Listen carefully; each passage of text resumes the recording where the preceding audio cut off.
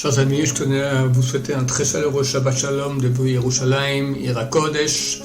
J'espère que vous faites tous passer des très bonnes fêtes de Pessah, beaucoup de lumière spirituelle. Et après toutes les grandes fatigues et des préparations pour Pessah, j'espère que vous pouvez vous reposer suffisamment durant la fête.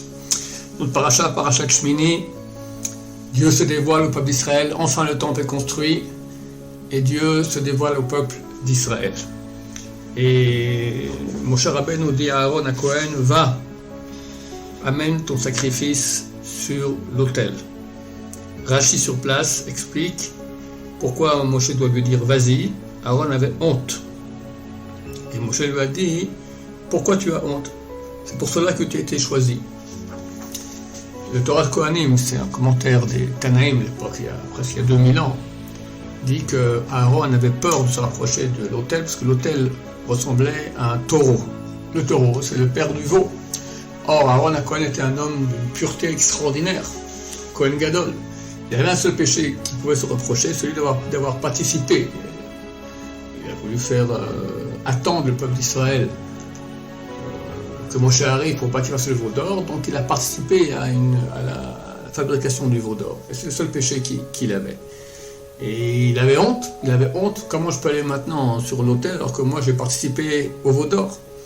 Alors Moshe Rabbeinu lui a dit, n'aie pas honte, c'est pour cela que tu as été choisi. Qu'est-ce que ça signifie? Le Ramban explique que c'est exactement pour cela que Dieu veut que tu ailles toi et pas un autre sur l'autel, parce que tu as une crainte de Dieu.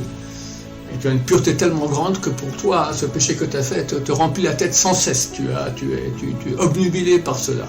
C'est un signe de grande pureté de cœur, c'est un signe de grande crainte de Dieu. C'est pour cela que tu as été choisi. La Kabbalah, Rabbi Havital, au nom de son maître, Rabbeinu Hari, dit que si quelqu'un veut savoir quel est son tikkun sur terre, pourquoi il est venu sur terre, quel est le but de sa venue sur terre, qu'il regarde le point sur lequel pour lui il est dur de travailler, quelles sont ses attirances interdites. C'est là-dessus spécialement qu'il doit travailler parce que c'est son grand tikkun ici sur terre. Et voilà, nous chers amis, on est à la fin de l'histoire, on espère que la Géoula sera encore ce mois-là, le mois de Nissan, on a encore quelques jours, Bezrat Hashem. On vit l'époque la plus folle de l'histoire où le mal se déchaîne. Et c'est pas un point, je crois sur tous les points on doit travailler. Sur les envies corporelles, sur la fierté, sur la colère, sur la paresse. Chacun de nous, enfin je parle pour moi-même, d'accord, on a beaucoup de raisons pour lesquelles on est venu ici sur Terre. Mais Dieu ne nous demande pas de terminer, d'être parfait, de travailler, de faire notre maximum dans ce sens-là. Et il faut faire vite. Comme je vous l'ai dit, j'espère encore que la Géoula viendra ce mois de Nissan. C'est écrit qu'en sortant de 7e année, Mashiach revient, et toute l'année va dans ce sens, c'est-à-dire qu'on est encore dans l'année où on sort de 7e année. Les sages l'ont dit que le mois de Nissan ont été sauvés, le mois de Nissan on va être sauvé. On espère, il reste encore quelques jours.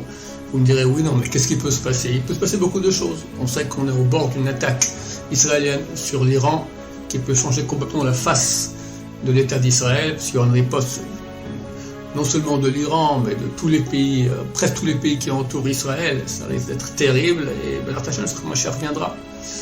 Donc on doit se renforcer beaucoup, chers amis, et même si c'est pas dans ces jours-ci, c'est très très proche, tout le monde sent que le monde est au bord d'une 3e guerre mondiale. Quelqu'un m'a envoyé hier que Trump, il a mis son Twitter 3e guerre mondiale, voilà, sans aucun message. Donc voilà, ces gens savent qu'est-ce qui se passe, on est très proche de la fin. Donc renforçons-nous, Bezrat Hashem, et très bientôt, nous aussi, on verra la présence de Dieu revenir dans le temple, Bezrat Hashem, Berachamim Dolim.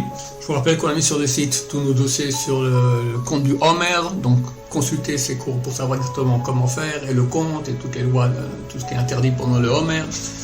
Bezrat Hashem, que Dieu change bientôt ces jours de deuil en jours de grande joie, et il ne me reste plus qu'à vous souhaiter un Shabbat Shalom, plein de bonheur, plein de présence divine, plein de prières avec beaucoup de sincérité et intention pour que la Géoula vienne rapidement. Shabbat Shalom, Mvurach. Amen, amen.